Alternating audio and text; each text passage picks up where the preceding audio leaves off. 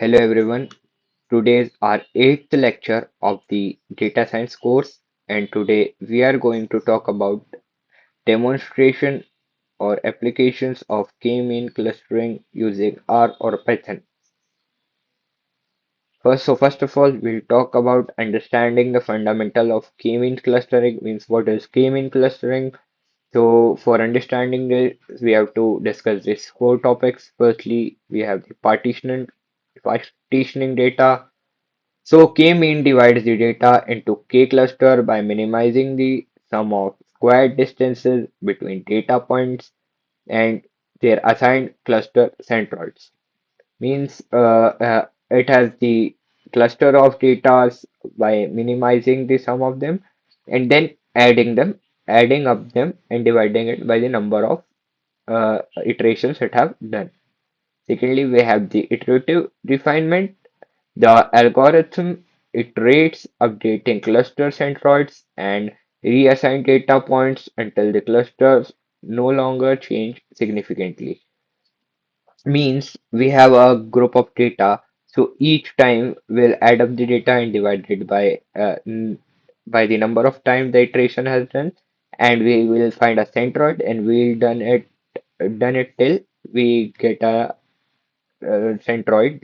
We'll get a centroid in after that every iteration.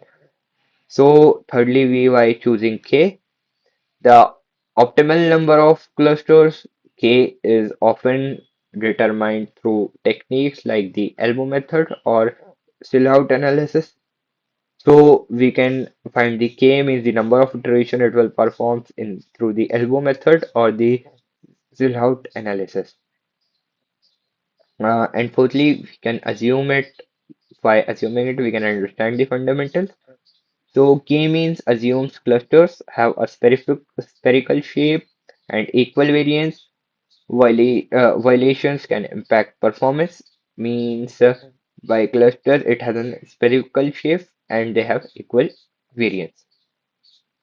Now we'll talk about implementing k-mean clusters in R or Python. So we can implement it first by data preparation. So pre-process the data by handling missing values, scaling features, and selecting relevant variable. We can prepare the data. Secondly, we have to do the k-mean algorithm. We have to use the k-mean algorithm by applying the k-mean algorithm, specifying the desired number of clusters, and initializing the centroids. This is the k-mean algorithm. Now, by doing this, we have to evaluate the result. So for analyzing the cluster assignments, centroids and matrices like within clusters, sum of squares to access the clustering quality. Now we'll talk about the evaluating the performance of k-mean clusters. Like we have discussed earlier, we can use elbow method, fill-out analysis. We can use domain knowledge also. So firstly, we'll talk about elbow method. So in elbow method, we plot the within cluster sums of squares WCSS against the number of clusters. The elbow in the plot suggests the optimal K. We have the Silhouette analysis. In this, we compute the Silhouette coefficient to measure how well each data point fits into its assigned cluster. Higher values indicate better clustering. We have the and we can also evaluate it by domain knowledge if someone have domain knowledge.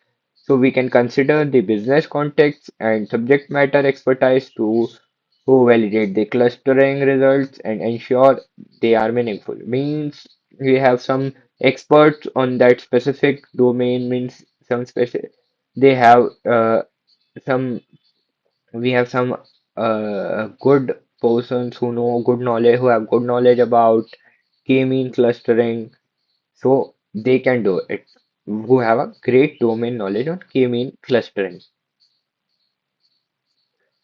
What are the real world applications and practicals and considerations of the k-mean clustering? So firstly, in market segment, identifying distinct customer groups for target marketing and personalized product recommendation. Secondly, it is used in anomaly detection, flag outliners and anomalies in data for fraud detection, network security, and process monitoring. Thirdly, it is used in image compression, so group similar pixels together to enable efficient image and video compression algorithms. Means we can do video compressions with it. It merges the pixels by which the image does not fade or there is no error in the image. It is done through K-mean clustering. So thirdly, we have it is used in recommendation systems. So cluster uses or items to provide personalized recommendations in e-commerce and content platforms.